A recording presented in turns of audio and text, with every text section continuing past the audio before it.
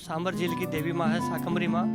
शाकंभरी माता के वरदान से यहाँ नमक का उत्पादन हो रहा है। यहाँ 200-250 साल जो पुराना नमक का इतिहास है वो शाकंभरी माता की कृपा से चला आ रहा है।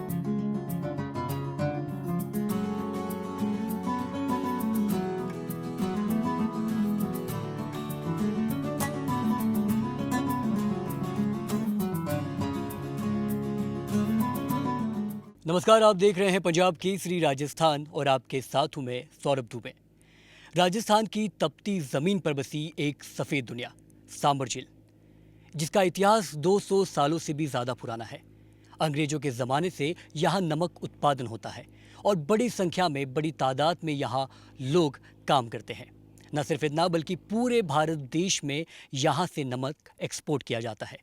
लेकिन आखिर सवाल है कि कैसे बनता है नमक, क्या है इसकी पूरी प्रक्रिया और किस किस तरीके से इस नमक को आपके थाली में परोसा जाता है। ये देखिए खास रिपोर्ट। तो इस वक्त हम संभार के नमक उत्पादन क्षेत्र में मौजूद है और हमारे साथ यहाँ के इंचार्ज रोशन वैष्णव जी मौजूद है। इनसे समझने का प्रयास करते हैं कि इस पूरे नमक उत्पादन की प्रक्रिया कैसी है। जी रोशन जी। हाँ जी सर, यहाँ जो सांबर झील में सांबर सोल्ट द्वारा जो नमक बनाया जाता है, इसका 250 साल पुराना इतिहास है। यहाँ नमक बनने का जो है वो रजवाड़ों के समय से, अंग्रेज़ों के टाइम से पहले ही रजवाड़ों के समय से यहाँ नमक बन रहा है।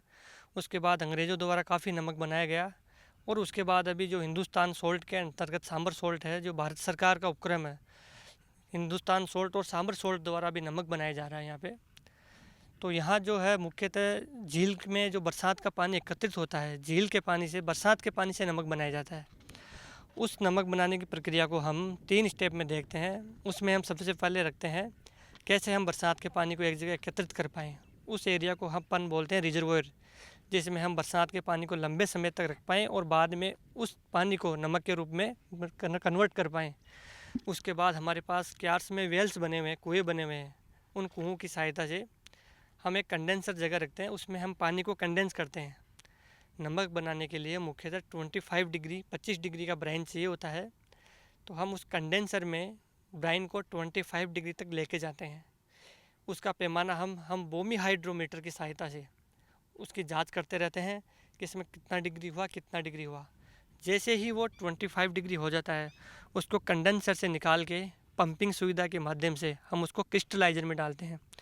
क्रिस्टलाइजर अपन बोले हैं जिसमें मुख्यतः नमक का उत्पादन होता है, क्रिस्टल बनता है, या जिस क्यारी में नमक बन रहा होता है उसको हम क्रिस्टलाइजर बोलते हैं। उस क्रिस्टलाइजर में जब हम 25 डिग्री का पानी डालते हैं तब उसमें नमक का बनना शुरू हो जाता है। जब नमक बनता है तो उसमें एक लेयर छा जाती है क्यारी में।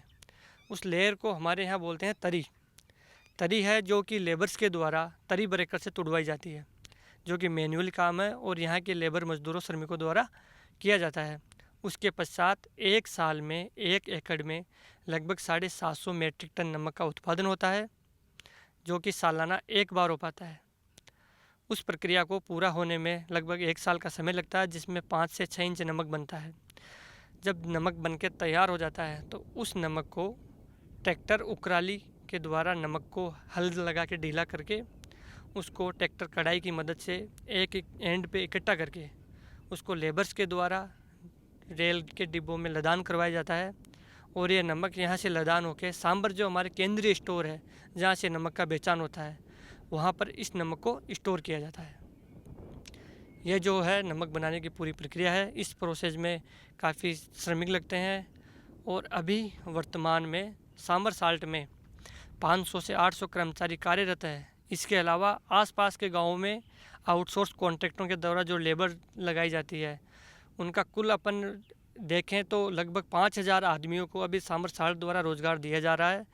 उन 5000 लोगों द्वारा केवल और केवल नमक का उत्पादन किया जा रहा है और इसी प्रक्रिया में आगे सांबर सोल्ट लिमिटेड द्वारा और आगे उत्पादन क्षेत्र डेवलप किया जा रहा है, जिससे नमक का उत्पादन बढ़े, कंपनी स्तर ऊँचा आए और ज़्यादा से ज़्यादा लोगों को रोज़गार मिल सके।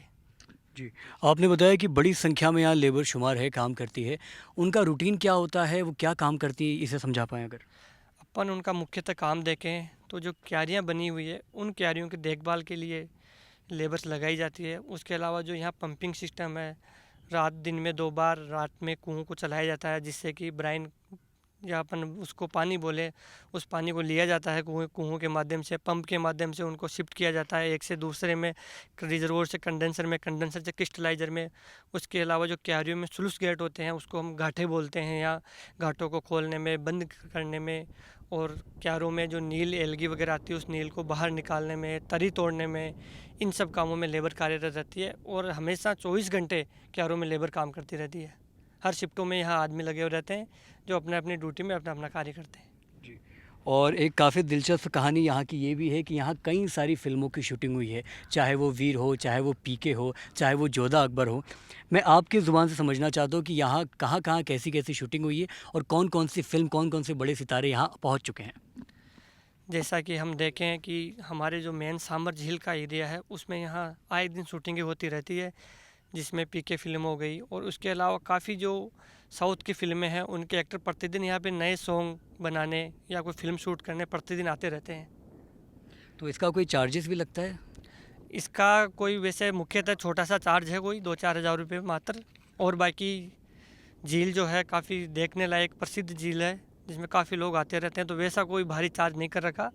बस एक लोगों को देखने के लिए, लोगों को पता चले कि यहाँ सांबर में भी एक ऐसी भी कोई जगह है सांबर नाम से, इस वजह से इसका कोई विशेष चार्ज नहीं रखा है और नॉर्मल चार्ज करके उसको दिया जाता है। एक आखिरी सवाल कि क्या अगर आम जनता चाहे तो वो भी यहाँ के, जैसे प्री वेडिंग शूट हो गया या वेडिंग शूट हो गया, वो यहाँ कर सकती है? आम जनता के लिए खुला है? बिल्कुल बिल्कुल, यह जो क्षेत्र है वो कभी भी किसी के लिए बंद नहीं है। यहाँ आओ, देखो, आप जो भी शूट करनी है करो। उसके लिए जो यहाँ की प्रक्रिया होती है, जो नाम मात्र जो चार्ज लिया जाता है वही आपसे लिया जाएगा। उसके अलावा आपके अतिरिक्त कोई शुल्क नहीं लिया जाएगा। आप आओ, आराम से देखो इस जगह को, कैसे नमक बनता है, उस प्रक्रिया को समझो, और जो भी शूट करना है वो कर सकते हो। और यहाँ जो है मुख्यतः जो सांबर झील की देवी माँ है, शाकंभरी माँ, शाकंभरी माता के वरदान से यहाँ नमक का उत्पादन हो रहा है। यहाँ 200-250 साल जो पुराना नमक का इतिहास है वो शाकंभरी माता की कृपा से चला आ रहा है। और आप यहाँ छोटे या बड़े कोई भी क्यार्स में चले जाओ, आपको हर क्यार में माता जी का छोटा या बड़ा मंदिर आपको अवश्य मिलेगा।